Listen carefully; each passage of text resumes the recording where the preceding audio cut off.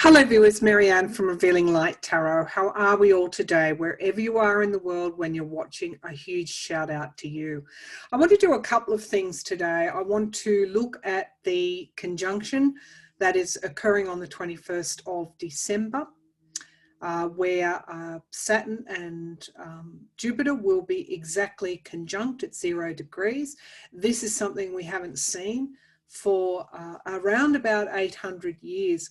They're moving away from Pluto, which is still in Capricorn, though that conjunction has been with us most of 2020. And of course, astrologers, psychics, some are seeing this period, this conjunction on the 21st of December, as the start of a new age, the start of, in some respects, an Aquarian new age.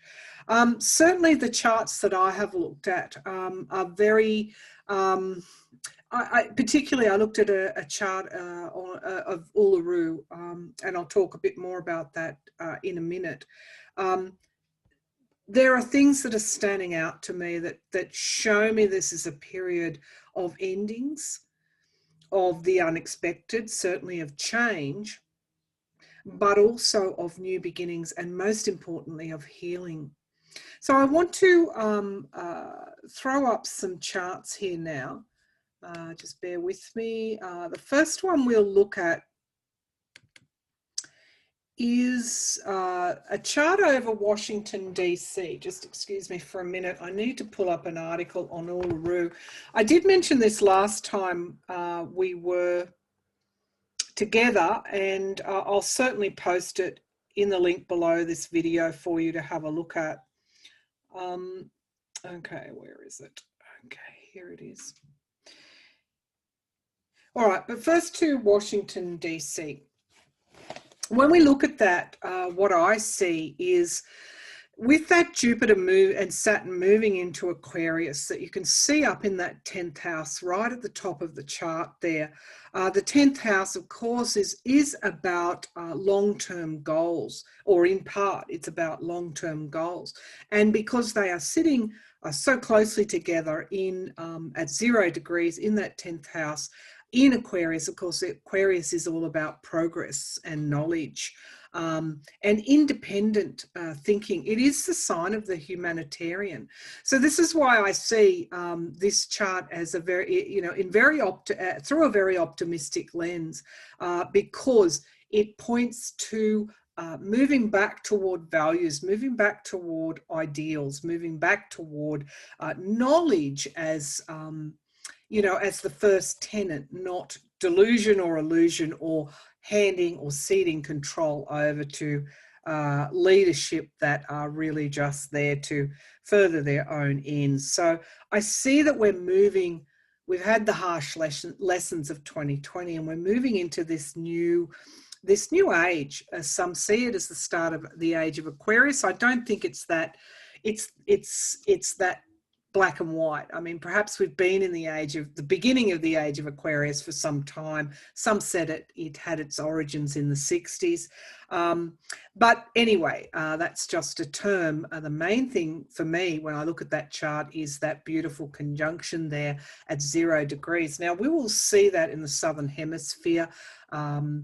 Once evening comes, or after sunset, we should be able to see those two planets. And some have described that as a star of Bethlehem, that this is perhaps, back in the day when Christ was born, if you subscribe to any sort of religious faith that believe that Jesus was born in a stable, 3 wise men carrying gifts, and of course followed that star to Bethlehem to greet Jesus when he was born. If you subscribe to that, some are seeing this as the Star of Bethlehem, but in strictly astrology terms, we've got a very, very rare conjunction in a humanitarian sign, which says quite a lot. When I look over to the 9th house, we've got a conjunction between Mercury and the Sun.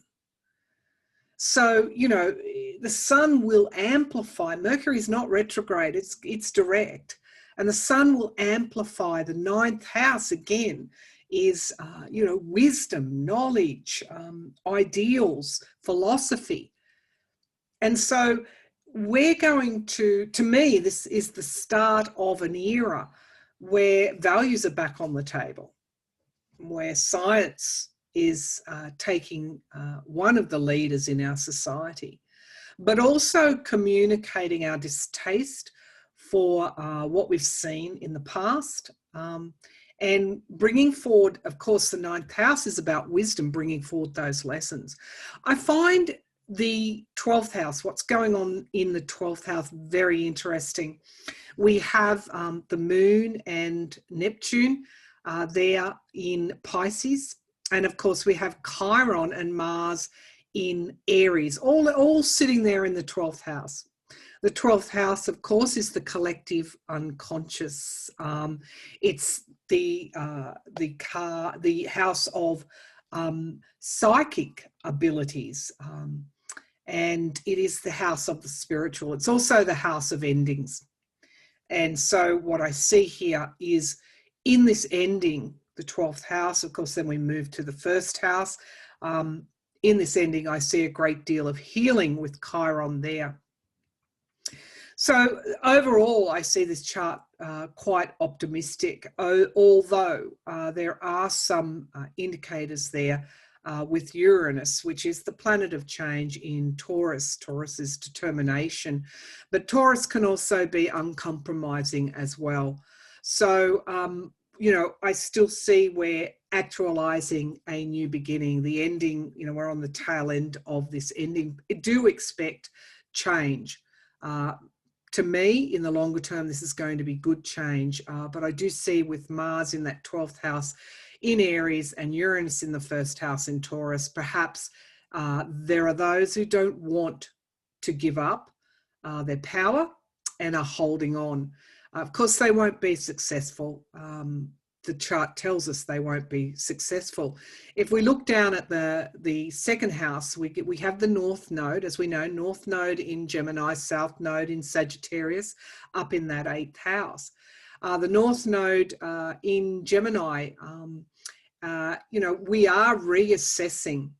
And with Venus up there in the 8th house of endings and beginnings and transformations, Venus is the planet of love. It's the planet of adoration. It's about beauty, and it's almost, I guess, in a way, with the South Node. Sagittarius is again humanitarianism. It's you know, sharing its ideals, its values. The North Node in that second house of possessions, belongings. I think we're being encouraged. Well, not being encouraged. We're being forced to look at how we value material things, where we put our love. You know, how far has capitalism, if I can just put it like that, in itself not a dirty word, although the extremes of capitalism can almost be like the neo-fascists. Some are, you know, some of the worst capitalists, but without putting labels on it, I think we're being encouraged to see, what did we put our faith in? What did it deliver? And we're being urged to, or forced to, in a way, as a result of what occurred in 2020 and probably what will carry over into 2021 with the pandemic, we're being forced to consider where our true values lie. And I see a lot in that chart about helping others. Again, Aquarius is the sign of the humanitarian, of helping others. And we've got Venus in Sagittarius encouraging us to drop the hate, let's just put it like that, and embrace the valuing of those humanitarian ideals. And I think that will come into really sharp contrast. I think this is what the beginning is, and it comes into sharp contrast with those that are holding on to power and stopping this new beginning, or trying to stop this new beginning because of, you know, because of what they can get, because of you know, how it will enrich them. They're trying to hold on to that power, but I do feel because Uranus is well placed, well aspected to the Sun and to Mercury, anything they try and do is really seen in stark truth. And that's why we are, on the one hand, not so worried about what could happen in places like the US with leaders trying to hold on for dear life, you know, in their corruption to the power and the riches. That's why, you know, on the one hand, we're not too concerned, because we know it's an impossibility. There is a huge shift here, astrologically, spiritually, in the collective consciousness, and we can all feel it. Now, I want to move to a second chart here, and this is the one, the same conjunction, but seen from Uluru. Now, there is a special ceremony happening today, and I just want to go back to that, if I could. Just give me a minute to get that. I just want to give you an overview of what actually is happening. Uluru, along with a nearby natural site in Australia, is considered to be the solar plexus chakra, or equivalent to the solar plexus chakra of the world. Solar plexus chakra is all about wisdom. It's about gaining knowledge. It's about acting on that knowledge. It's about not repeating the same mistakes. Now, the ceremony happening today on Uluru at, I think it's around 9 p.m. It's really to open up a vortex there, which will assist the world ascend in some way, ascend to that higher mind, ascend to those, you know, humanitarian values. Uluru is also the home of the rainbow serpent, which is the creation story, or the creation belief of the Aboriginal peoples in Australia, First Nations here. So I'll just read you a little bit about it. Okay. The twin sites of Uluru and Kata in the Northern Territory, Australia, comprise the world solar plexus chakra. The global function of this chakra is to maintain the vitality of the earth and all living species. In the future, if there is a world art of immortal health, then the wisdom of this art will be gained from this chakra 3 in Central Australia. The wisdom gained from this chakra 3 is delivered to the rest of the world via the world lay artery, the rainbow serpent, as it travels through its path in life. Okay, so let me just get to where...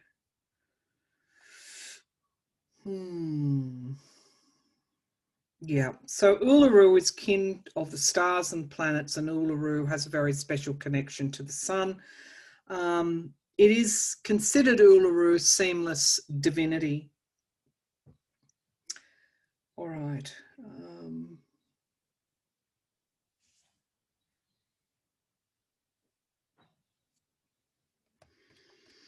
So later on this evening, after 9, there will be a special ceremony at Uluru in Central Australia.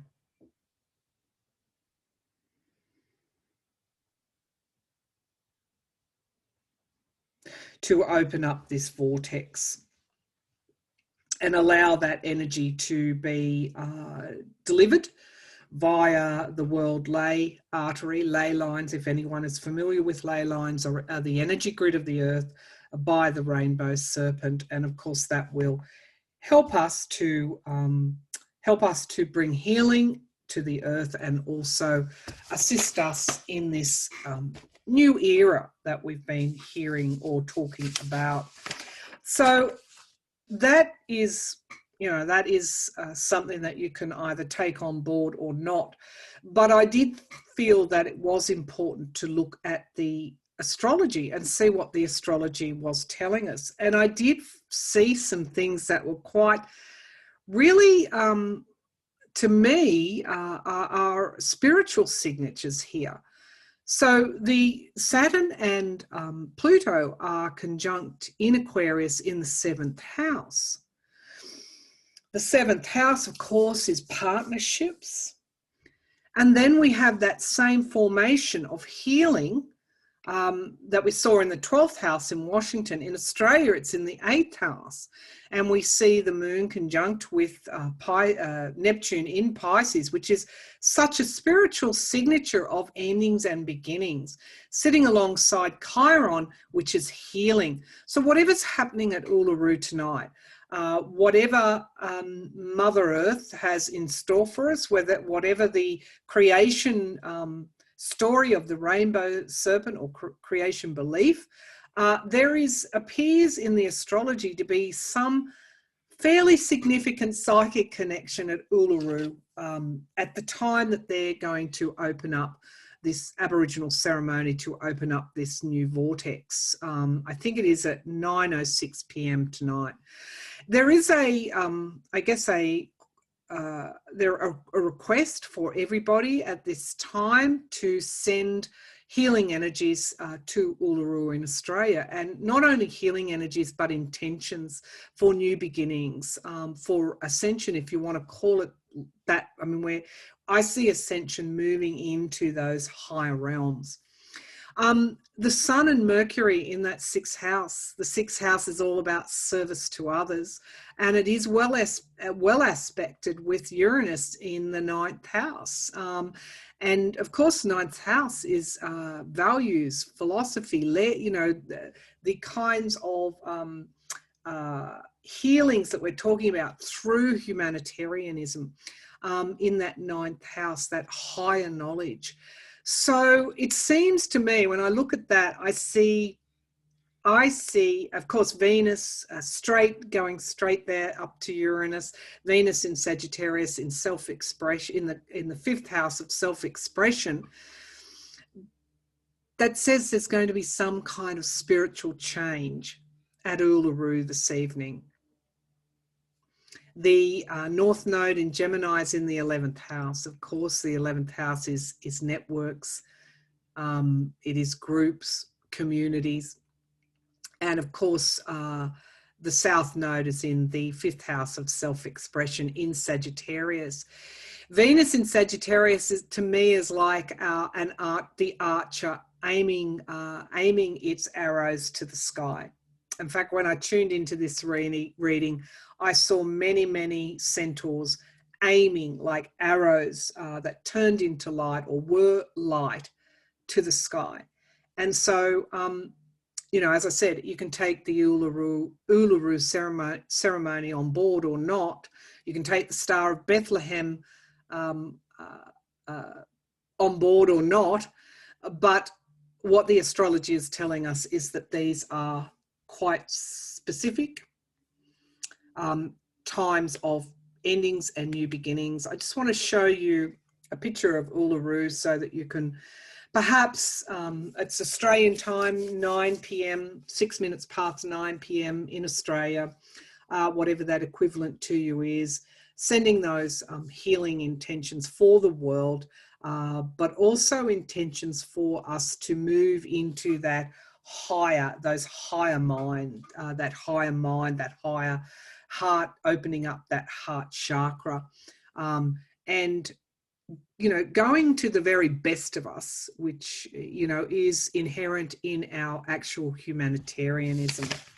So I'll put a link to that Uluru article for you underneath this video. I now want to move to some tarot and some specific questions for us to consider. Let's have a look.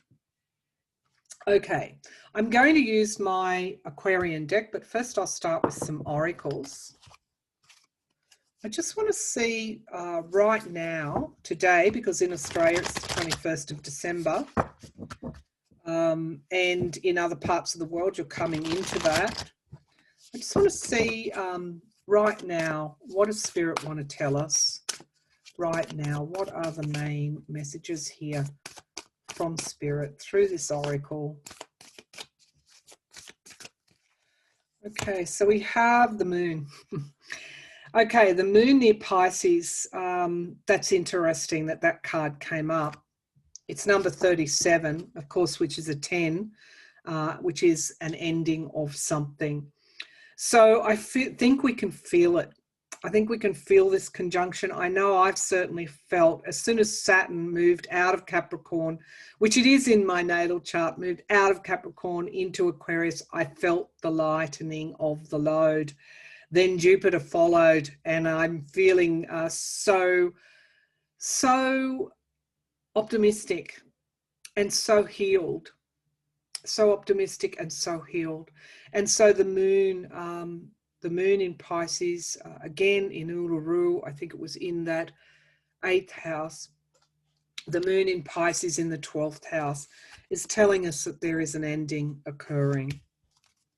And it's really important. The energy I get with this card is it's really important to understand the lessons,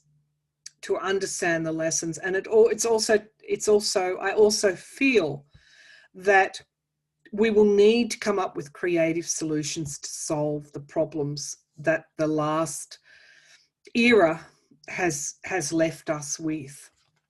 And one of those will be inequality. The Sorcerer, 48.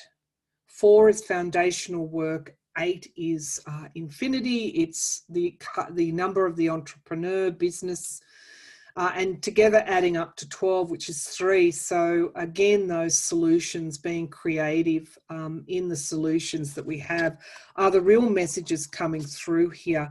And many paths, again, another 3. Creativity.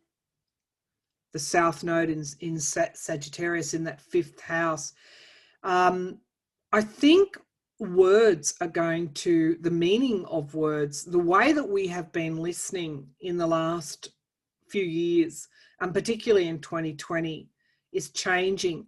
And this is all about that sound vibration that I mentioned before, that I feel that there are new energies, new vibrations here for us. And these are the subtle energies that perhaps those of you who are interested in Uluru, the Uluru ceremony, may take a bit of a deeper dive in, because this is all about frequencies and vibrations, energies changing. And that has to be actualized through the collective first to bring that through. There has to be enough of us to have wanted that change. Now, there are many paths that we will follow, but the energy that I'm getting here is that your path may not be mine, my path may not be the next person's. These are individual paths that will be opened up to us. And again, the 3, we've got now 3 cards that are concentrating on that numeral 3, one way or another. That can be spiritual solutions as well. Spiritual connections and solutions, creativity, bringing forward a different way of solving our problems, solving the when I say problems, solving at the individual level. And I come back to what I have been bringing up in the last 2 months, and that is the flow. That perhaps part of our problem solving can be to take that path of flow, of allowing the divine, of allowing spirit to bring through those solutions. And maybe that's what we mean by ascension, that our conscious mind is not so fervently working away there with its worry, with its fear, with its analytics even, that our higher minds, our spiritual minds, are able, subconscious, unconscious, are able to help, allowing them through to be able to, allowing our intuition and our connection with spirit through to be able to help us in future. So at the base of the pack, we have the ancient ones. That's interesting. and the spiral, the ancient ones and the spiral and lightning. I'm just going back, and the rainbow. Wow. I've got to bring the cards down because this smacks of, when I say smacks, it is all about this Uluru ceremony. Let me bring that down and I'll show you these cards and the astrology and everything else that we've been talking about this morning. So we've got the ancient ones, number one, and again, these are these new frequencies, these new vibrations, part of the Uluru ceremony, part of the esoteric way of looking at the conjunction is that we are going to be helped, or we are being new frequencies are being delivered by off-world beings, I guess, galactic energies from other planets. It's almost like that is also going to be is going to be something that will help us. It's also our ancestors. Where our ancestors may be, there are other worlds in this universe. You know, the traditional knowledge of heaven, for example, could be, you know, that once we pass, our energy moves to some of these, I guess, galactic type of these planets that are there that we know nothing about. We just know their name, but we don't really know. But this is this is about self-actualization here through drawing on not only the energy of what's in our DNA, our ancestral energies and patterns and wisdom, but also drawing and connecting with upper realm, let's just call it upper realm energies. We have the spiral, which has been coming up quite frequently in my readings. Again, this is about change. This is about the frequencies changing, and we have lightning. Now, when you read that Uluru article, you will see a reference to a pole, a conductor, which is actually a rock form, a thin rock formation that runs the entire length of Uluru, and that is going to be the conductor to bring down these energies. And we've got the rainbow here. This is ascending into that humanitarian space, into that higher mind there. It is a time for optimism, and of course the owl wisdom is associated with the solar plexus chakra. Now this is the connection around moving into the flow, moving into a connection with spirit, moving back into those higher mind values and ideals and ways of being. We're going to be connecting directly to source when we're doing that. So I hope that I've explained that. But I would go now, that seemed to be some sort of validation of the Uluru ceremony. I would go back and have a look at that. Now at 9:06, I'll certainly be sending healing and intentional energy to Uluru in Australia. And pretty much all day sending intention for healing and new beginnings, and you know, filled with those ideals and helping others, that Aquarian energy. I'll be sending all of that energy or communication through to Uluru and also to the world. So I have some specific questions. I'm going to use my Aquarian deck. It was the first tarot that I bought when I was 23 years of age. So, you know, quite a long time ago. I don't mind saying that. And it's been with me since then, over the years. So this was likely, I found it in an op shop in King's Cross in a dusty old glass counter, probably been there for a decade or more. I think this is probably one of the original Aquarian decks that were made or produced, I think, in the 70s. And I'll put the link, not a link, but I'll let you know the creator of this deck who passed away last year. All right, let's have a look at, show me this great conjunction. I'm just going to refer to it as the great conjunction. What are the changes that will take place? What are the changes likely to take place from this great conjunction? What are the changes that are likely to take place from this great conjunction? Nine of Pentacles, independence, freedom, having enough. That's interesting. This is earth energies as well. The okay, the Seven of Swords, which of course is this duplicitous leadership that we have. Our freedom and equality are being challenged by those that would seek to take what's not theirs and to convince us that they were doing otherwise. That's what's changing, or that's one of the things that's changing. Now, the foundation of the reading is that we actually had to see it for what it was. We had to be suspended in trance, because the hangman brings forward a trance-like state.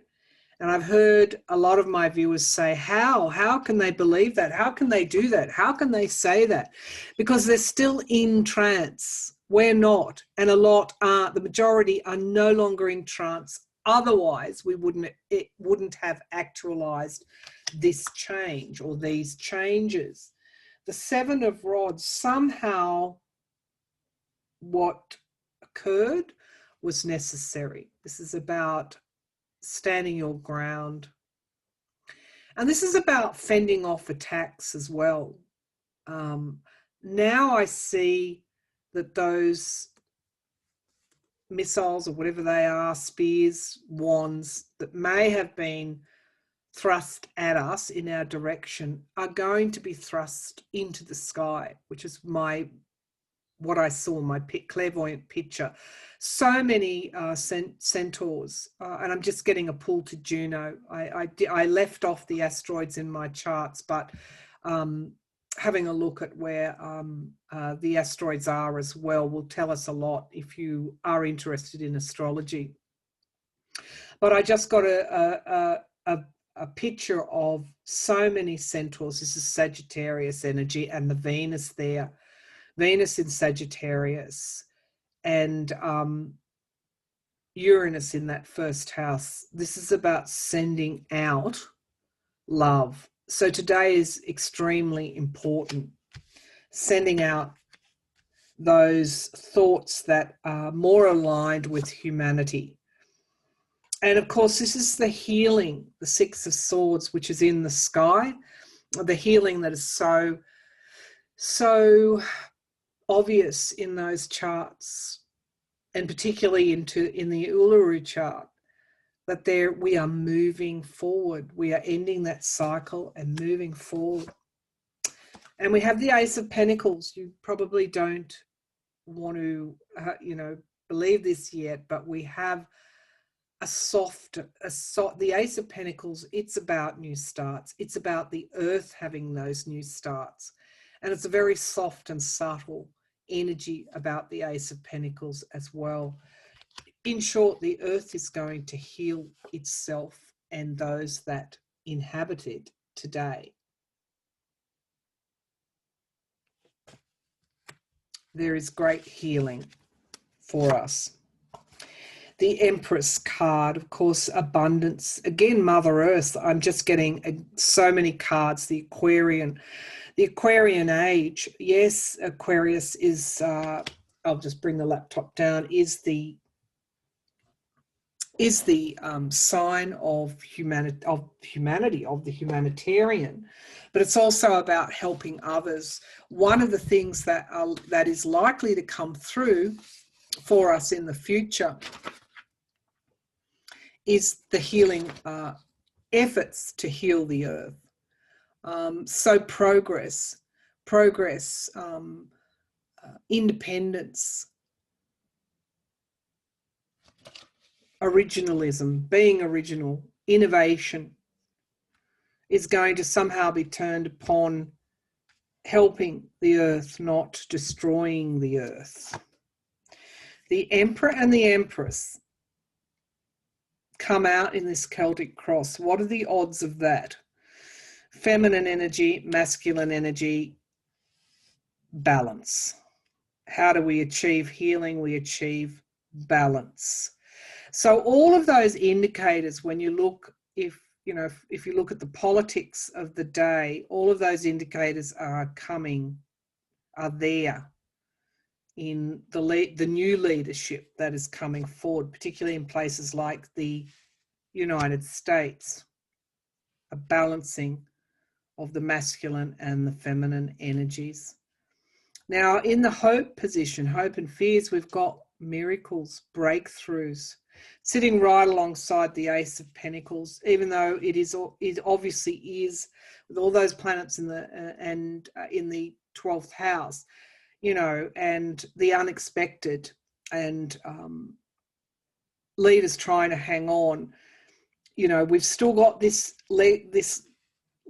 energy here at the end here. We've still got this Seven of Swords energy, which can also be, it's interesting, this energy, and I just want to stop here for a minute.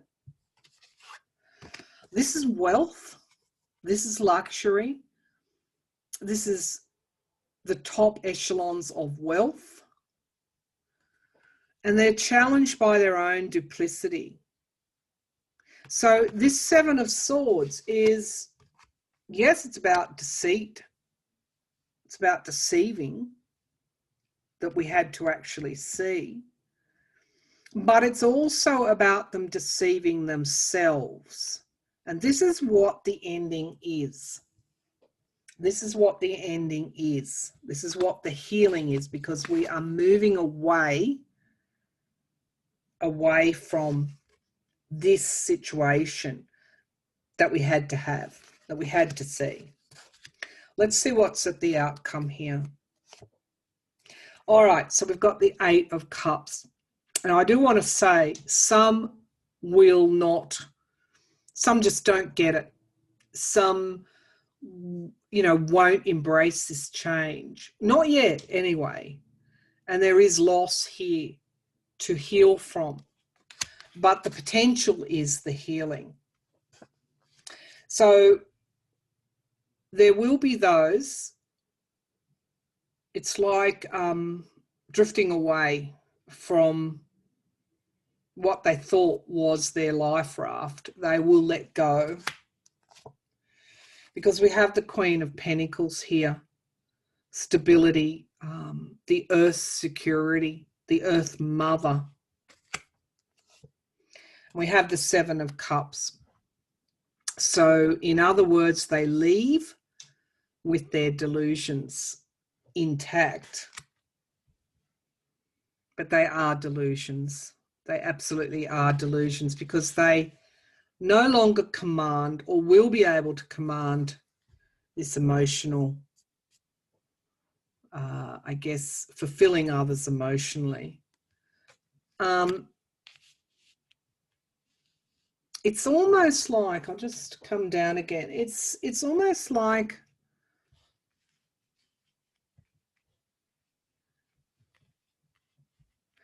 this is Cancer. This is the sign of Cancer, the sign of nurturing, motherhood, the fourth house. In other words, those that deceived us could not ultimately, in the end, nurture nor provide for us, nor nurture or take care of the world. And so these subtle energies that we've seen come through the cards so far, it's almost like they have been helping us actualize this ending and new beginning. Okay, at the base of the pack, we have the Knight of Swords. So knights are all about movement, and of course that Knight of Swords is brandishing his sword of truth, his Ace of Swords. The Seven of Pentacles, we go back to the drawing board now. It didn't work. the last, you could go back as far as you want, to even the birth of, this extreme type of capitalistic experience. It didn't work. And in fact, the research is telling us it didn't work. We're going to go back to the drawing board in many ways over in the next era. So we have the Six of Wands, inspiration and the will to take us forward, and the Queen of Swords, science, knowledge. And we have the old way, the Capricornian energy, the King of Pentacles, and the new way, the King of Cups, the nurturing. One is leaving, another is coming. Many pathways for us all. And some will choose not to go down that pathway toward the higher self, toward humanitarianism. And I'm not sure what happens then. Maybe we should ask, what happens to those that don't follow this pathway? Now, I'm not saying that, that destruction will rain down on them. But what happens to them? What happens to them? What happens to those that don't embrace this new beginning, this healing of the earth, healing in many ways, the start of healing of humanity? That's how important today's conjunction is. That's how important the last 4 years, decade, 20 years, 30 years have been. That's what's here now. Change. What happens to those that don't embrace this new beginning? What happens to those who don't embrace this new beginning? Queen of Swords. They will be drowned out. They will dwindle. They will retreat to the outer echelons, if you like, because we've got the Queen of Swords. Knowledge is what is really triumphing here. The Six of Cups, they will be stuck in the past. Interesting cards. They will be stuck in the past, but the truth will always, I'm just going to say, cut them down. And I don't mean that in any other way than the truth will cut people down to size. Page of Cups as the foundation of the reading. Send them healing, send them high intention. You're going to have a lot of people come back after this delusion period, deceptive period, with an olive branch. We've also got young people coming through now, which is going to aid in this pushing those who are happy to stay in that delusional state, pushing them to the background. We have manifestation here, but this is also in its worst iteration. The Magician is about tricking people and manipulating things. That's in the past. We have wounded in battle and retreat. Yes, they will retreat away from the mainstream, and that's important to know. The Six of Pentacles, giving and receiving help. Part of the energy, the healing energy, will be to still assist those that may, to help our enemies. The Three of Pentacles, working together to fix things, to rebuild. And we have community. So I also want to say, put away your cares and worries. The Four of Rods energy to me has some beautiful energy of joy and rejoicing, and really coming back to our roots, into what is rich in our life, to returning to what is rich in our life. The hopes and fears, the Seven of Cups, the choice is yours. You will have to make the choice. There's a rainbow there in one of these cups. There's a serpent in another. The choice is yours, making good choices. And finally, we have this beautiful Ace of Pentacles. It is a new start. And for them, for some of them, it will be a new start as well. Expect some miracles and breakthroughs. And we've got moderation and balance. So it's very difficult to be, you know, to deceive and to push those deceptive lines when the truth is just out there. And you just can't do it. You cannot do it. Isolated. They will retreat. They will be isolated, but they'll also be reviewing because this is how they feel. Ultimately, the change is as much for them as it is for us. At the end of the day, the choice is still theirs. Okay. All right. So I might leave it there. We've been, this is quite a long reading, so I'll leave it there for now. So happy Great Conjunction Day. Wherever you are in the world, happy Great Conjunction Day. And know that the heavens, the stars, the universe is signaling to us, is providing us with new beginnings, but also most importantly, healing beginnings, beginnings that allow us to transition and transform humanity, and to also to care for the earth as well.